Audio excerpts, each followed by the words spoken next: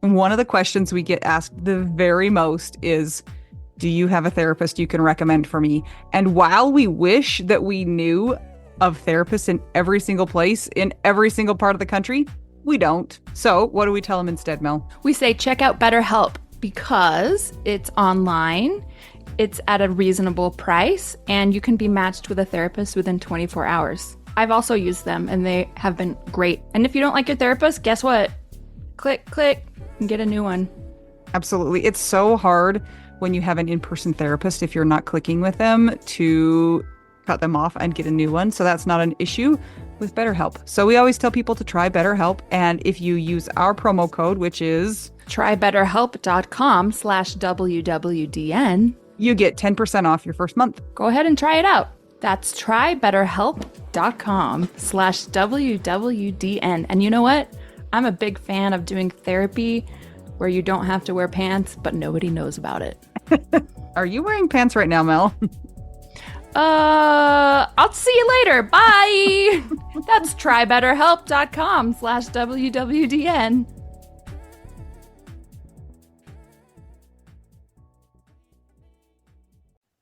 Okay, Mel. Are you ready? Yeah, we're going to have fun, I can tell.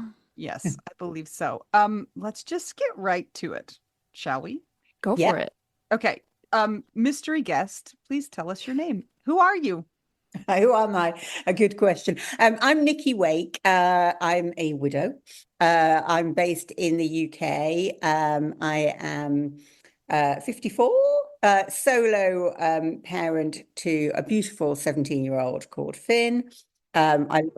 I lost Andy, my soulmate, in 2020. I'm sure I'll tell you a bit more about that shortly.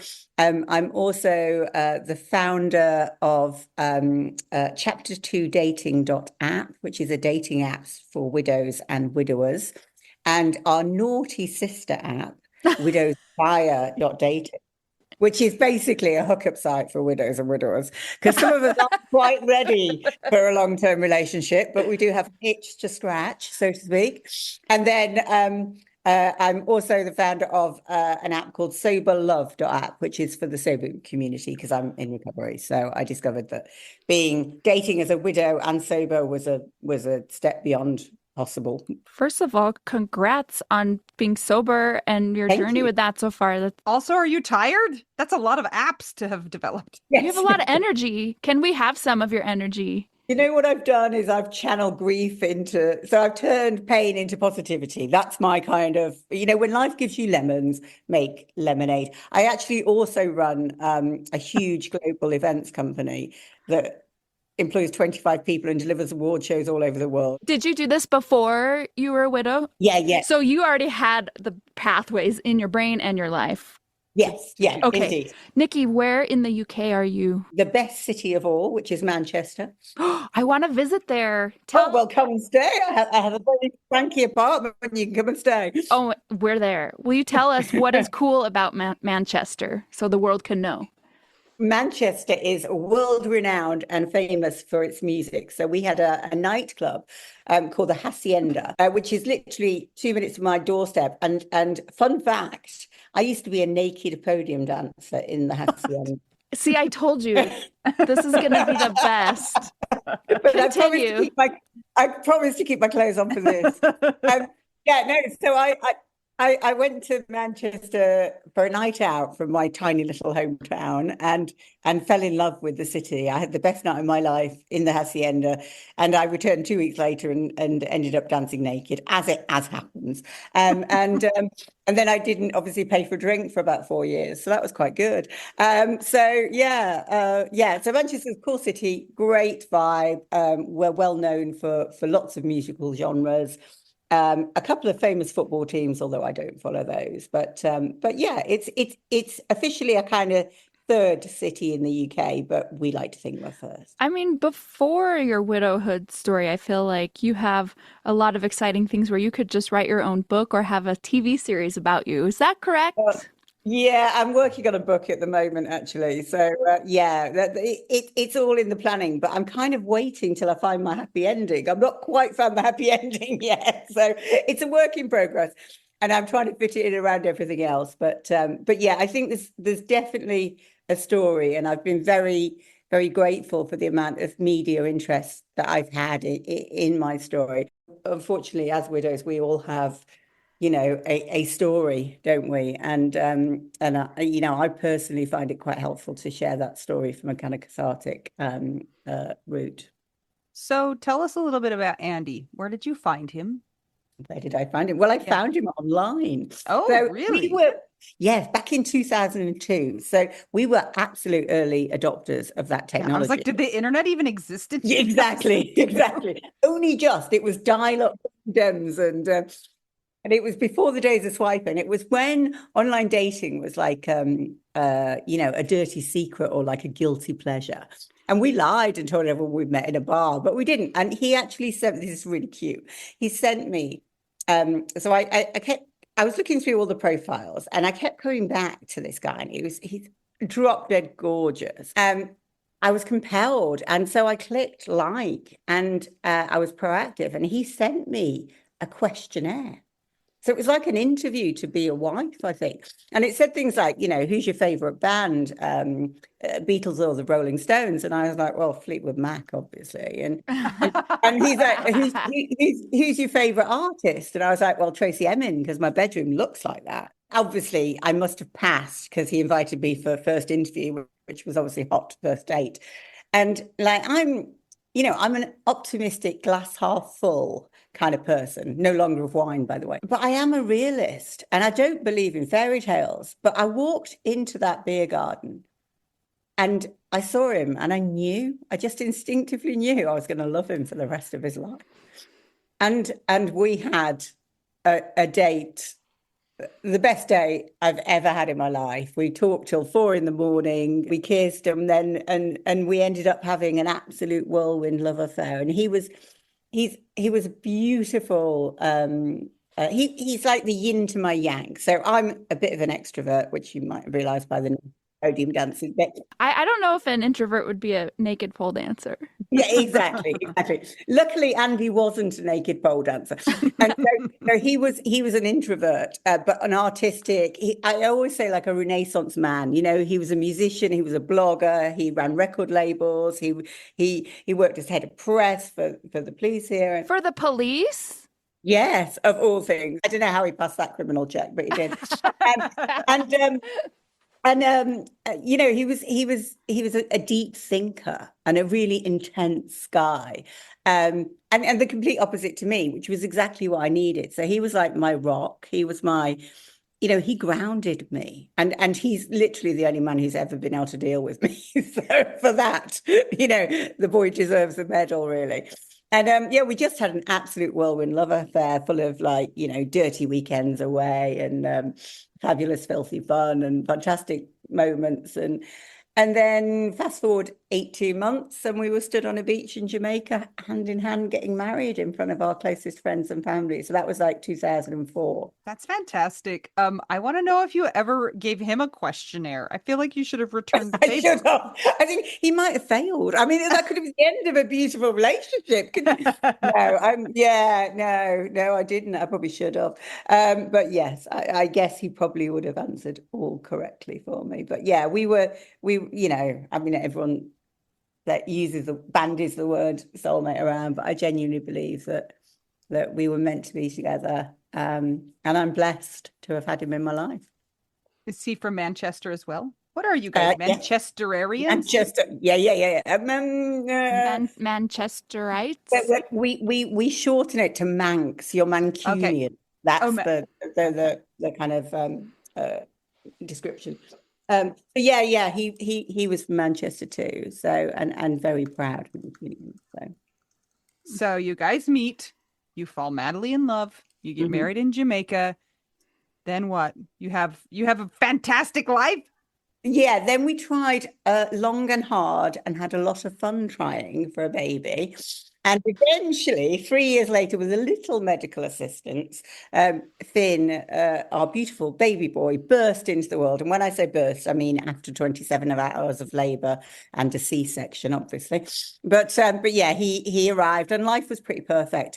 Me and Andy started a business together, my events company, Don't Panic Events, and Andy became the perfect stay-at-home dad. So, well, he actually did work for the business for a bit. He gave up his well-paid job at the police and joined the events company when we started making money. And I had to sack him because he was just rubbish at being Awkward. yeah, just a little. So obviously, I positioned it quite cleverly in the sense that I said to him, why don't you're really creative. Why don't you stay home and look after Finn and write a novel? Because he was a writer and a creator and all of that. And he took it quite well. He didn't realize I was sacking him at the time. So he cooked every meal. He did every school walk. Kept the house spotless. He was the person who enabled me to be the entrepreneur that I am. And he was my coach, my referee, my everything. And I used to fly around the world delivering swanky award shows, sipping champagne, having a fabulous time, while he was at home, changing nappies, quite literally. I'm so glad, in retrospect, that he had that time with Finn, because a lot of dads wouldn't, because if in the conventional parenting style, a dad would potentially be out of work all the time. And I'm so glad that Andy and Finn had those precious time together, and that Finn was old enough to remember all of that. And unfortunately, we didn't get the happy ending. So in 2017, so Finn was 10 then, yeah. And in 2017, I came back from a business trip, and Andy was really quite subdued. And I was like, what's wrong there? Because it wasn't normally. And he said, I'm sure it's nothing, but I've got these chest pains. Oh, boy. And my blood ran cold. And of course, he's a man, isn't he? So they don't go to the doctors, do they? Or, phone ER or anything like that. So I frog marched him to the doctors, and he went in, and he came out a few, 10 minutes later, smiling and saying, it's fine, babe. It's just stress. And now Andy couldn't spell the word stress, let alone be stressed. He's the most laid back man you've ever met. At times it would frustrate me. And I'm like, you cannot be stressed. Anyway, 3 more visits to the GP, and I insisted they did an ECG, and it transpired he was having a heart attack there and then in the surgery. We got blue lighted to hospital. He got rushed into the theatre, and they fitted 3 stents. And I brought him home 4 days later, and we were toasting a lucky escape. It's like, oh, thank goodness, my gosh, that could have been so bad. And he was given some medicines and told to look after himself and lose a bit of weight and whatever. And that night he was tired, so he went to bed, and I followed him upstairs a couple of hours later, and he was snoring. And that's the one thing I don't miss, ladies, is the snoring. So I did what any good wife does, which is sleep in the spare room, obviously, which is the secret to any happy marriage. I realised I often did. And then at 6 o'clock the next morning, I heard this blood curdling sound, and I flew into the bedroom. And he was having another heart attack. So the stents had failed. So I did CPR for 40 minutes. Oh. We lived in a little village in the hills above Manchester. That's too long. Well, it is, unfortunately. So for 40 minutes, I did CPR, and I did save his life. He was rushed into ICU. He was put in an induced coma. So for 2 weeks, I clung to hope and sat by his bedside and prayed. And if life could be saved by Facebook likes and prayers, we'd have been all right, but it really can't. Yeah. And Mark Zuckerberg is not that good, apparently.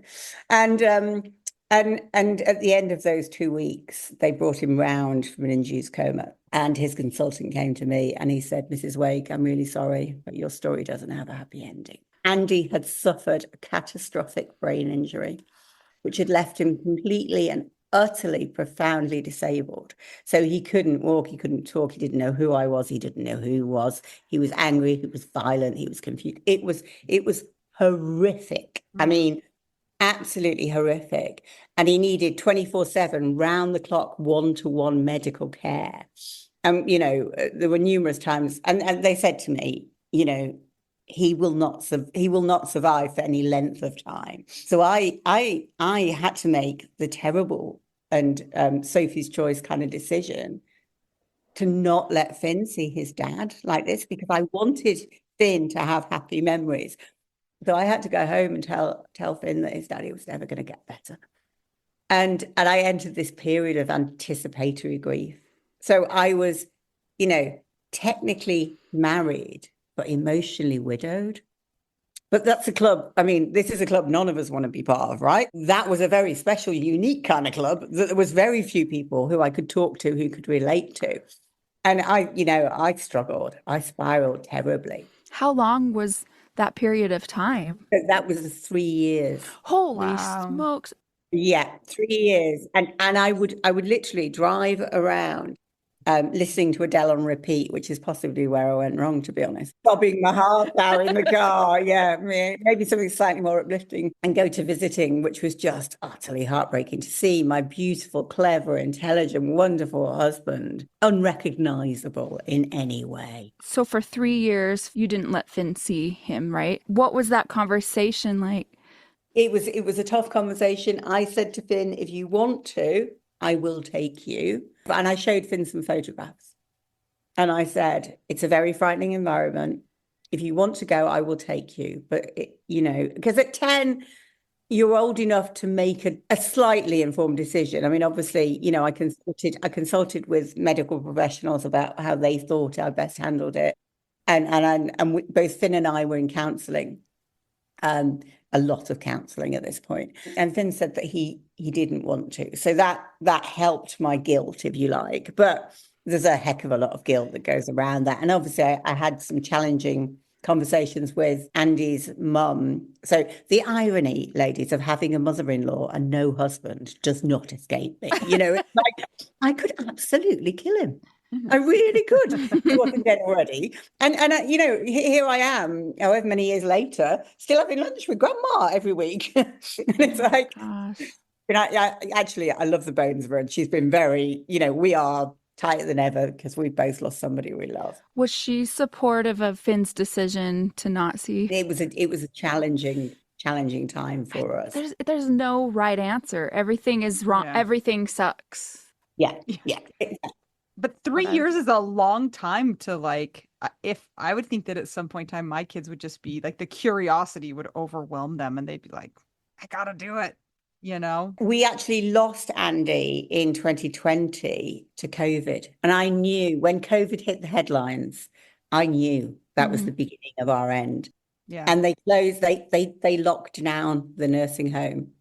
And I'm actually kind of grateful, if I'm honest. Because I don't think I could have put myself at risk and leave Finn at risk of not having a mum and a dad. In some ways, I'm glad that decision was made for me. And it was, there was literally complete and utter lockdown. This is when, even McDonald's closed. It was, that dire and that frightening. And literally, so 17th of April. So I think the UK closed down about the 20th of March, something like that. 17th of April. Oh, pretty fast. Yeah, I got the phone call to say, we've lost it. I knew it was coming. I just knew it was coming. Did you have mixed feelings about that? Were you a little bit relieved? I thought, foolishly, that period of anticipatory grief would kind of get me on the guest list for grief, I'd done it, and actually it just floored me. It was the final realization, all of that emotion and anguish, 3 years. It's like 3 years of being on a tightrope, yeah, and knowing you're going to fall. Or I described it as knowing you're about to get knocked over by a bus, but not knowing when. Yeah, and that. So all of that pent emotion, and I just hit the floor. And of course, we were in lockdown, so I couldn't see friends and family. I couldn't hug my dad. It was just me and Finn. Yeah. Which I was grateful for lockdown in the sense that Finn didn't have to go to school. So that kind of, you've got kids, you know what parenting is is like when you're grieving. It doesn't stop, does it? And it's challenging. And at least I didn't have to get him up and dressed in school or even have those conversations around school. So for that, I was grateful. But yeah, it was the darkest of days. But it was for a lot of people, and it was scary and strange. And we buried Andy with 8 people. Mm. An outpouring of thousands of messages on Facebook were distilled to 8 people. I feel really sad that he was robbed of that celebration of life, if you like. Right. Yeah. Because he was so well loved and so well thought of. And so then I joined the club that no one wants to join, that of being a widow. It's the club with the highest admission price. And I sort of spiraled into grief. I sought solace in the bottle of a red wine bottle, which doesn't work actually. But I was a very highly functioning alcoholic. So Finn didn't actually miss a day's school once they were back at school. I didn't miss a day's work. In fact, I channeled that pain into purpose. So I found the widow community, and there's an amazing charity here in the UK called Widowed and Young. Mm-hmm. I know you have similar kind of charities in the US, and that's for people who are widowed under the age of 51, which is a very strange number to choose. I don't know why they did that. But do you know what I really like about Widowed and Young is once you're in, they can't kick you out. Okay. So I will be forever young. So I quite like it. Every cloud has a silver lining, but my silver lining was the widowed community that I met. I mean, I know you two have obviously met through being widowed, despite living meters away from each other or whatever. And yeah, the irony. It's true. And actually, one of my best friends, who I've been out having dinner with tonight, is also an investor in Chapter 2, and was speechless that I was going to do a podcast at 11:15 or whatever it was is here in the UK. And I was like, I've always had media, and we knew of each other, but we didn't know each other, but Way connected us. And then we became best friends. And I think as widows and widowers, you go from 0 to 100 in like 10 seconds, don't you? Because you share this unique experience of loss. And I don't think anyone else can understand. And some of my best friends are widows that I've met through the widow community. And through that widow community, I found out about the term Chapter 2, and it meaning your next significant relationship. And someone had said, have you thought about a Chapter 2? And I was kind of a couple of years into grief at this point. And I kind of thought, I need to try and find hope and joy to get myself out of this pit of despair that I was in. And I thought that a new relationship might be the way. So I knew that online dating worked because I'd done it with Andy, and it was dead easy when you're 25 or whatever. Not so easy at 47. I downloaded this thing called Tinder. And oh my goodness, online dating has changed a little, hasn't it? It's no like questionnaires anymore. No, nothing so nice. Just well, it's full of dick pics and ghosting and married men, isn't it? So true. Yeah, exactly. So it was a rude awakening into the world of online dating. And I thought, there's got to be a better way than this. What I need is a widower, because he would understand. Ideally one that looks like George Clooney with a bit of silver fox going on. Super rich too, yeah. Yeah. I mean, not too much to ask. Come on. Surely I deserve some joy after this, don't I? And so I thought, well, I'll go on the App Store and find a dating app for widows and widowers, because there must be one. And there wasn't. And I'm an entrepreneur. And so I smelt an opportunity. And I registered the domain name chapter2dating.app. Sounds so like evil genius-y. Like she's like, I know. I've gone through this situation so that I can take advantage of these poor people. Well, I kind of couch it as so I can help other people who go through the day. Right. so yeah, and I know that I love business. I love creating things. I drive myself insane. The amount of domain names I've registered over the years, I can't tell you, for businesses that seem like a really good idea at 2 o'clock in the morning and aren't so good at 10 o'clock the next morning. But this was one that stuck. And so I've got a really good network of people who I've built over the 20 years now of running Don't Panic. And I leaned into that community. So I did a fundraise. I raised £100,000. And I launched chapter2dating.app in November 2022 in the UK.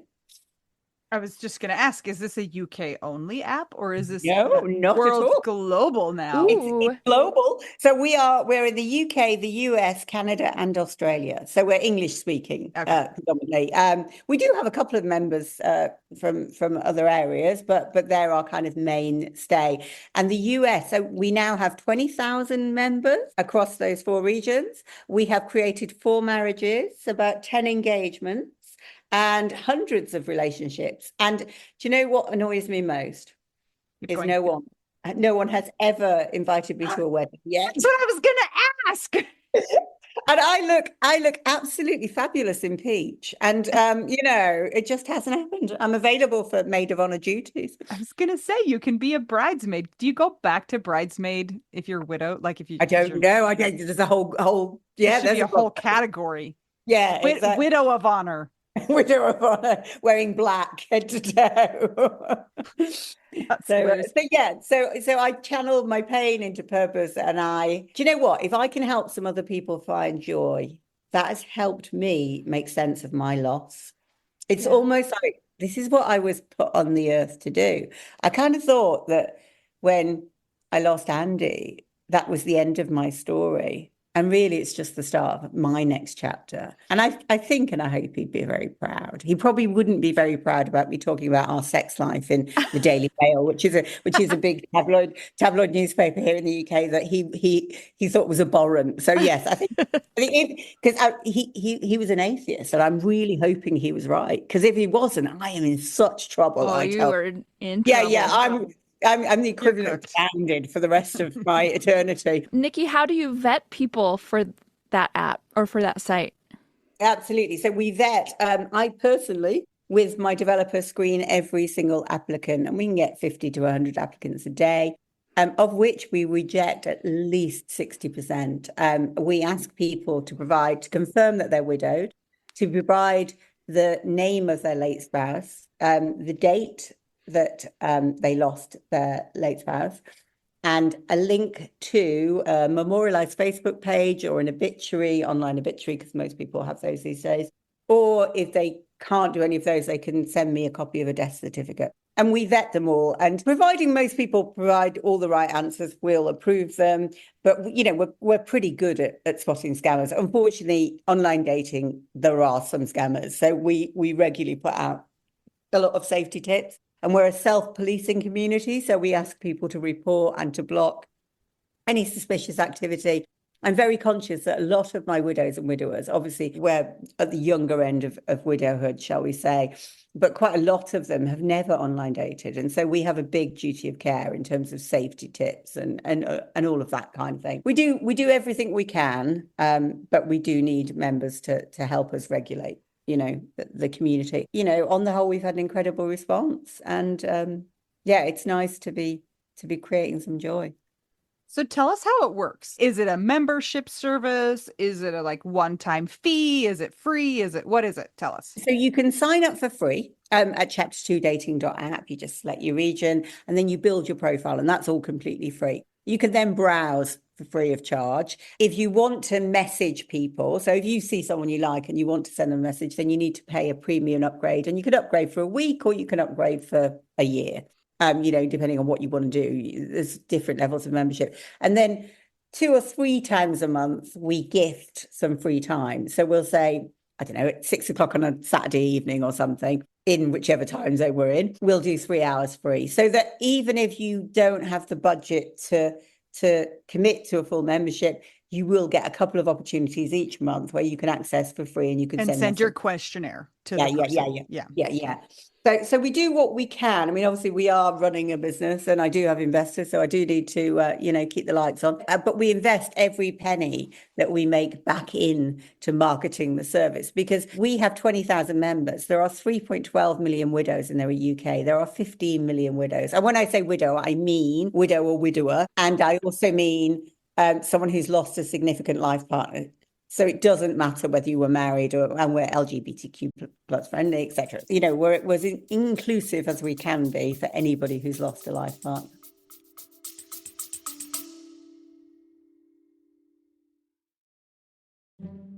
Hey guys, just checking in and want to say if you are enjoying this podcast and you want to see it keep going, maybe it's helped you through your widowhood journey and you think that it might help others on their widowhood journey, you can support that cause by joining our Patreon. Some of the things that you get as a Patreon beneficiary are ad-free episodes, so you don't have to hear ads like this. You also get exclusive content, and at a certain level, you might also get an exclusive t-shirt you can only get that place. That is true. It's pretty cool. There are 4 different tiers available, so check it out. It's patreon.com/WWDN.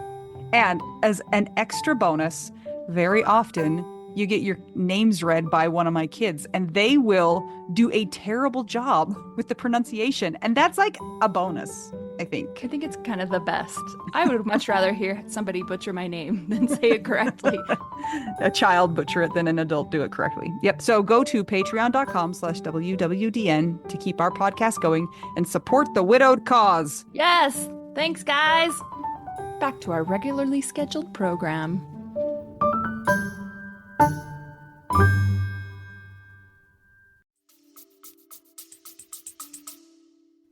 You sound like you have a lot of our same philosophies. So that's fantastic. So, Nicky, you have other apps, and you mentioned one of those is called WidowsFire. Now, we know about that because, of course, we're in the widow community, and we've talked to some people who have specifically talked about this in our podcast and in our Facebook group. Tell us, what is the WidowsFire app, and how did you come about making that? WidowsFire.dating is our casual dating site, also known as a hookup site, if you like, for widows and widowers. And that was born out of necessity for myself. So it's an entirely selfish creation because I wasn't ready for a significant relationship. So I was dating people when I was widowed who wanted more than I was able to give. Yet all I needed and all I ached and all I wanted was to be held and to be caressed and to be loved and to feel wanted again. And so I was aware of the phrase widow's fire, and my widow's fire was raging. I mean, really raging. And I kind of sort of again thought what we could do. I mean, there was 2 options. I could have put a casual tick box on chapter 2, but I decided that really the kind of content that we want to create, it's a bit raunchier. And some of that could be quite alienating to the chapter 2 audience. So we decided to create a separate site, WidowsFire.dating, which is an international site. So you can register on that anywhere in the world. And actually quite a lot of people use it for online flirting rather than actual meetups, just because of the geography and distances and things.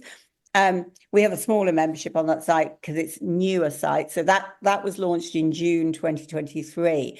But unfortunately, I can't advertise WidowsFire.dating on mainstream platforms like Facebook or Instagram because it's classed as an adult site. Now, believe me, it is not an adult site. There is not a dick pic to be seen, and I vet them all personally. You see everyone's conversations? No, I can't see conversations. That would be data protection, wouldn't it? That's what I thought. I'm like, no, Nicky. No. I wouldn't look. It's quite interesting, actually, because between you and I'm dating someone at the moment that approached me on WidowsFire. I was going to ask if you use your own apps for your own purposes like that. Do you know what? Why else would she have made them? Well, yeah. You know how it is. Once you start running something, all your time goes into running the thing. Well, I did originally say I wasn't going to use it for my own purposes, but this really hot guy messaged me 2 weeks ago, and I was like, I can't say no to that. And he didn't know who I was. He didn't know that I was the person behind the app. So he was just approaching me, and I was saying to him, "So how are you finding the app?" And please rate and review. Yes, exactly. Well, he asked for his money back after a successful first date, which is quite funny. So he was joking, obviously, but I hope I delivered value, customer satisfaction and all of that. But he was he was really nice. And I just thought, you know what, it's probably okay once. So yeah, I have dated, but obviously I could see if he was chatting to other people, but I wouldn't look at that because you're just going to create a whole world of upset for yourself. And that's, I try and draw the line there. So I don't usually date on my own sites. I do hang out on other dating sites for research purposes, obviously. So, I spend a lot of time on like Bumble or, some of the other platforms. But I feel like you're missing a real opportunity here because if you are the one who's vetting all these people, you're the first person who's going to see the George Clooney widower who's rich and lives in like some tropical island. So you could really like snatch that guy before he gets out to the others. I could, but I guess there's something ethically wrong with Oh, come that, on. I mean, this guy approached me, to be clear, so I felt fine to respond. But yeah, I was gutted. My 17-year-old told me that Liam Neeson, who is also widowed, had started dating Pamela Anderson, apparently. So he's off our list, unfortunately. It's only gossip from a 17-year-old, so don't publish it anywhere. Oh yeah, okay. But yeah, they know stuff though. Those 17-year-olds. Yeah, well, they probably know more than we do, don't they? So that was one down. But yeah, so I try not to use my own side. But we do have some absolutely lovely widows and widowers, and we also, as well as existing online. In the UK, and whenever I'm in the US, I try and run events. So we try and run meetups. So we've run meetups in Orlando, in New York. I was in Seattle a few days ago and I put a message on to say, does anyone want to meet for lunch? I met a widow there for lunch. But in the UK, we do face-to-face meetups once a month in different cities. We were in Manchester this month and we had like 50 odd widows and widowers of that. But the problem I have is that the demographics. So as you will all know, unfortunately, men don't live as long as women statistically. So we have more women than we have men. So the men are having an absolute ball on chapter 2 and WidowsFire. They're being pursued quite actively, which is nice for them. So Nikki, I want to talk to you a little bit about, you mentioned finding solace in a bottle of red wine. I'm curious. Three a day, actually. But yeah. Three bottles or 3 cups? Yes, 3 bottles. I'm curious about how your alcohol consumption changed. Like, was it a problem before he died, do you think, or was it just after? Yeah, me and Andy liked to drink, so like on a Sunday, he would cook an amazing Sunday lunch. The wine would be open at lunch. And so we drank more than the recommended daily allowance. But was it problematic? No. At no point we would day drink on a Sunday, but other than that, we wouldn't. And, at no point were either of us too hungover to function or, anything like that. Yeah, we would drink it. I'm a party girl. I always have been, and he knew what he was getting. When he married me. When I did CPR for 40 minutes, the minute the ambulance crew arrived and took over, I was in shock and shaking. And I went straight to the wine rack and literally drank a bottle of wine. And I think that kind of hardwired into my head that alcohol is the way to cope with this. And so, I literally, from that point onwards, my drinking spiraled. At first I was trying to keep it, maybe I'd have wine at lunch and then wine in the evening. But, after a couple of years and in the maelstrom of grief, and of course, lockdown and COVID, everyone was day drinking, although we're in my circles. And everybody else stopped when lockdown stopped, and I didn't. And so, my drinking was problematic. In the sense, there was no real terrible rock bottom moment. I did I had a fall and ended up hospitalized, but I didn't break anything. It was just, but I knew that it just got out of hand. And by last summer, I was in a very, very dark place. And I knew I had to do something about it. And I'd said to Finn, because Finn was obviously worried about my drinking, and I said to him, look, if I can't do it myself, I'm going to check into rehab. And I tried to do it myself and I couldn't. And I knew at that point I just needed to check into rehab because I needed professional help. And rehab was the best decision I ever made. And I went in the day before Finn's 17th birthday, and he hugged me tight that morning before I was going in. And he said, "This is the best birthday present you can give me." Oh. And that broke my heart. And there's no going back from that. There is no going back from that. And so I knew then that I had to do it. And, I have done it. And I'm 265 days sober today, and happier and healthier than I've ever been, and even more productive than I've ever been. So you obviously saw that there was a need to even create a different kind of a dating environment for people who are trying to be sober. So tell us why you decided that was a need and how you came upon that. So 4 days into rehab, they gave me a leaflet. Now, they like a leaflet in rehab. They've got a leaflet for everything. And they gave me a leaflet that had the word sober sex at the top of it. And I kind of looked at it and laughed and went, I don't think I've ever had sober sex. Also, that's like the worst title. They're not selling it to you, are they? But it's like, I honestly just thought back and I thought, well, no, because Finn was an IVF baby. So we spent a lot of money getting that little baby inside me. There was no way I was risking anything. I didn't let Andy touch me for 9 months. And so, but the rest of the time, I think, we were probably drunk or hungover or whatever. We've been married 10, 15 years by then. So it was special occasion stuff, wasn't it? So, yeah, I was like, oh, my God. And then I was thinking, well, the thought of, dating as a widow is hard, right? Dating as a sober widow is just a whole different world. And then I thought, well, there must be a dating app for sober people. And there is in the States. You've got one called Lucid. There wasn't anything decent in the UK.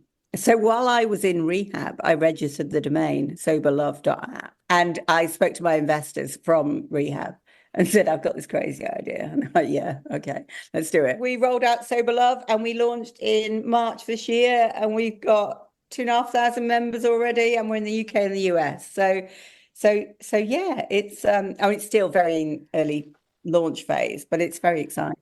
Is this sober widows or is this a whole different? Okay. For sober people, anyone who is dating in and is sober or is sober curious. Do they have to be somebody who has been in recovery, or can it be someone that's never even really? Yeah, it can be someone who has never drunk, whether that's for health reasons and when we say sober, we mean both alcohol and it can mean alcohol and drugs. It can mean whatever you want it to be. And it's for the sober curious, because there'll be some people who want to cut down on their drinking and don't want to. Relationships with you can be very enabling, can't they? In the sense that, if one of you has a glass of wine, the other one will join. And some people just want to date outside of that kind of environment. And so yes, Sober Love was born.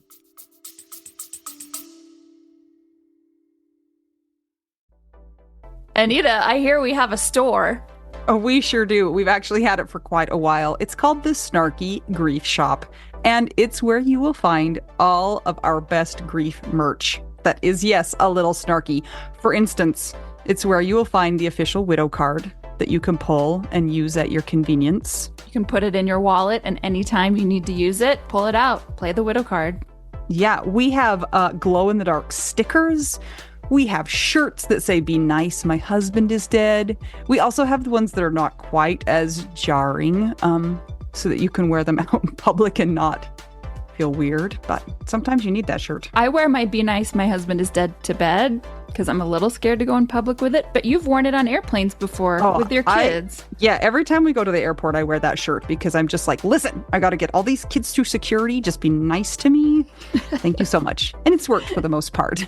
Some of the less snarky grief shirts are podcast shirts or Widow Wives Club. We also have Resilient AF, right, Anita? What else do we got in there? Yeah, which we're telling everybody who cares, like Mel's mom, that means American fork, because she can't know what it really means, guys. Yeah. Stickers and mugs and notebooks and just cool stuff that you can use to express your snarky grief. You'll find it by going to our website, shop.widowwedonowdotcom. WidowWeDo.com. There's a lot of W's in there, so just make sure that you've counted them and there's the right number. We will link to that in the show notes, and it's also in our app, which you can get from the App Store. Can people get it from our regular website too? Yes, if you go to WidowWeDoNow.com, there's a link for the shop in there too. Great. If you'd like to show your snark or have something a little more subtle, go ahead and check that out. Again, that's shop.widowwedonow.com.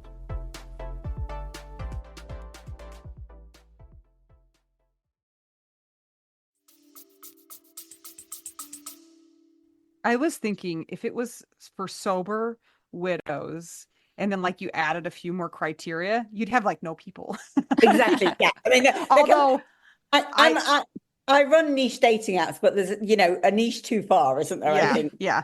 I do think, though, it is not an uncommon story that we hear that people, after the death, they turn to alcohol more than is healthy, more than is good for them. And then at some point in time, they realize, hey, can't do this anymore and change things up. So, I mean, I think that there's probably enough people that you could probably have that app too, but it would be hard to get them all on the app. So. Yeah, no, absolutely. But yeah, it's fairly new in launch phase, but it's been very well received so far. I feel like you've got too many things going on. I feel like you are probably always like doing 17 things at once. Don't ever get confused about what app you're. No. Don't worry. My brain works in quite a logical method most of the time. I mean, I'm launching 2 community not-for-profits that run alongside the app. Sure. We're launching something called the WidowCollective.com, which is a community site for widows. So obviously we've got a lot of widows who join Chapter 2 who find their Chapter 2 and then still want to be part of our community, if you like. So we've launched the WidowCollective.com, which is a free forum. It's a free meetups. It's free. So there's no cost associated to that. It's a not-for-profit. It's funded entirely by donations. And that's launching fully in September, both UK and US. And then I've launched SoberAF.club, which is which stands for American Fork for everybody. Yeah, or alcohol free. Okay. You said since you were discharged from rehab that you've never felt better and you've never been so productive. I feel like you were so productive before all of this too. So how are you not exploding? Do you have a team? I have an absolutely incredible virtual PA who runs my life for me. I have an amazing non-exec director who is my business dad and tells me what I can and can't do quite regularly. In a kind of no more ideas. The events company, I've got a team of 25 there. I mean, I go in once a week to the events company, to be honest. Events are chaotic too. So like if you have that skill set of managing, it makes sense why your brain is set up for this. Yeah. And actually, the events team, the events company runs better when I'm not there, actually. It's kind of, when I'm like, I'll come in 2 days next week, they're like, no, honestly, you don't need to, it's fine. How is Finn doing now? Finn is doing brilliantly. It's very hard to parent a grieving child and a child who went through anticipatory grief too. I threw a lot of counselling at it. And I remember his counsellor said to me, there's never a good age, but actually 10 is a good age because you're old enough to understand and comprehend what's happened, but you haven't got raging hormones at 10. Yeah. And I think I timed that as best as I could. There is never a good time, obviously. He's a beautiful, well-adjusted boy, despite his crazy mother. So yeah, no, he's great. He's in college. He's doing fashion. We live in the city centre. He's living his best life. Yeah, he's good. And actually, when I lost Andy, I had to learn how to parent because Andy did do everything. He did all the cooking. I didn't have a clue how to cook. I mean, some might argue I still don't. You're the Disney dad. Like, how in America they call it Disney dad? That was you. Yeah, basically. And but without the Disney budget. Yeah, I had to kind of learn everything. And we had to But we are now such a tight little unit. I mean, he's applying to university, and I was heartbroken at the idea of him leaving. Anyway, he decided he wants to go to Manchester. I'm like, yes. So I get to keep him for another 3 years at least. And you mentioned that you have someone in your life now, and how has that been, and how has that been for Finn? Yeah, I mean, this one is very early days. This is a matter of weeks. I've had a couple of short-term relationships, which I'll be honest, I think I self-sabotaged with my drinking at that point. So I've not really done a lot of serious dating since I got in recovery, and they advise you not to for the first few months anyway, because you've got a lot going on and you need to focus on yourself. So I've only recently, I've been stoking the widow's fire a bit, obviously. But I've only recently sort of forayed back into it, and it's very early days. But do you know what? I'm having a lot of fun, and I think now I'm sober, I'm probably better girlfriend material than I've ever been. So I have hopes for the future. I can't ever imagine living with someone again. I think as a widow, if you spend a lot of time on your own, that's quite I'm so used to not having to ask or consult that I can't. And also the snoring, you said. Yes, indeed. Yeah. Absolutely. I mean, that is one reason alone, isn't it? Although I suppose you could buy earplugs, but yeah. No, they don't work that good. Okay, Nikki, to recap, the site for just dating of widows is called, and is it on the App Store or is it just an online? Yes, it's on the App Store. It's on the Google Play Store. Okay. And so the app is called Chapter 2, and that's the number 2. Okay, I was going to ask that. Dating.app. And it's available online and in the Google Play Store and the App Store.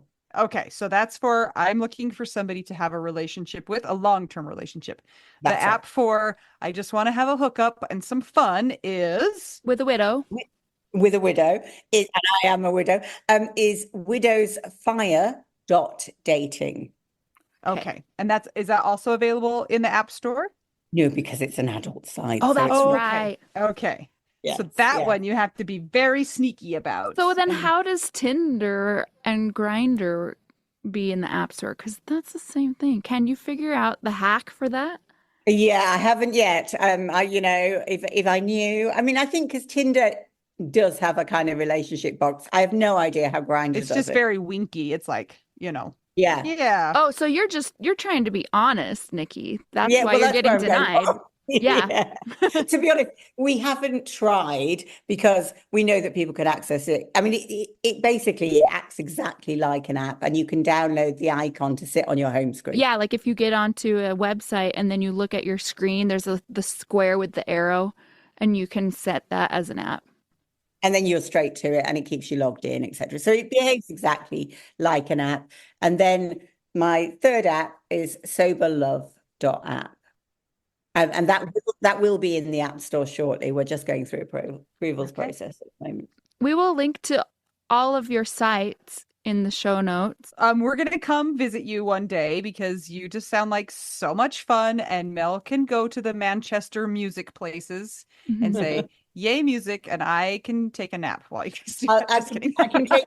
I can take you on. There's a fabulous walking tour of all the Manchester all the Manchester iconic places, like where the Smiths first played, and it's great. Anita, you're an honorary musician because you've played tambourine on a recording that we did, so you're coming. Okay, no nap for you. I'm great. I'm great on triangle. We can have a little band, a little bit.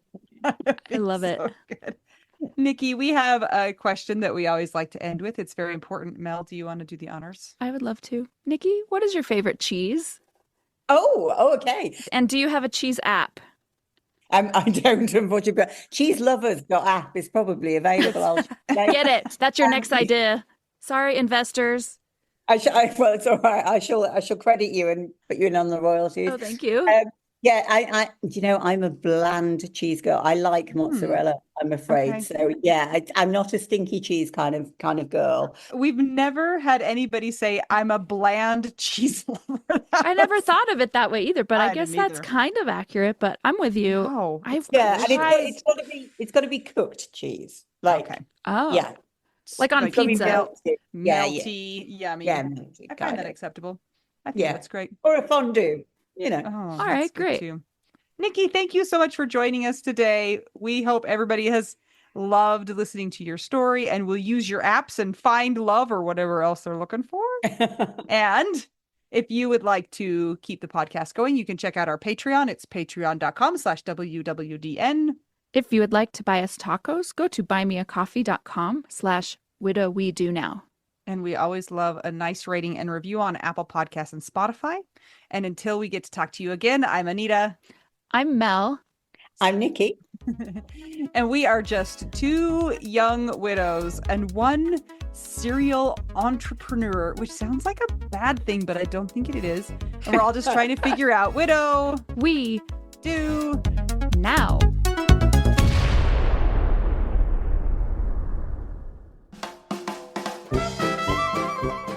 It's been a hot minute since we've done a Patreon shout out. We just want to take a minute to really thank you for your support for those who are patrons. Your support allows us to make the podcast available to those who maybe aren't in a position to financially support the podcast. So thank you so much. And I'm sorry I couldn't find a child to help me today, so you just get to deal with me. But here we go. Barbara Schneeberger, Constance Bell, Krista Waite, Kristen Pollack, Maya Glasser, Neil Hooper, Karen Cornejo, Alexis King Audello, Amy Hartman Martell, Ashley Hahn, Brandy Younger, Chris Steffen, Connie Remich, David, Dawn Satterwhite, Debbie Nilek, Dennis Brozo, Jen O'Brien, Jenny Armstrong, Jennifer Brown, Karen Lindsay, Lou Clausen, Marie Hoffman, Meg Murto, Patricia Wiest, Sunshine Haven, Alicia McAllister, Alicia Wynn, Amy Burke, Ann Drennan, Anna Tracy, Audrey Henniger, Brittany Cruz, Kathy Mazeta, Chelsea Adsit, Christine Anderson, Cindy Raynaud, Dawn Barber, Deborah Westwood, Deidre Gronin, Doris Redschill, Eric Vandermeulen, Gabe Lozano, Gia Benoit, Gina Haas, Jackie Coyle, Jan Seeley, my mom, Jen Lundberg, Jennifer Davis, Jennifer Sanders, Jenny Barrow, Jenny Dippold, Jessica All, Jessica Burke, Jill Hanson-Williams, Johanna Jenkins, Judy Malkin, Karen Ochoa, Carol Schultz, Kathy Murray, Katie Saucier, Kimberly Shellady, Laura Keeley, Laura C., Linda, Lindsay Konopka, Marianne Hammond, Marianne McDonald, Megan Ramsey, Melissa Bowers, Mintu McGurn, Missy Muehlstein, Rachel Tang, Becky Ziba, Rita Wales, Susie Dunnigan, Terry Huston, Trenton Thompson, and old reliable Wendy. Once again, thank you so much for your support. Our Patreons are truly what make us able to continue the podcast. So, thanks. Love you.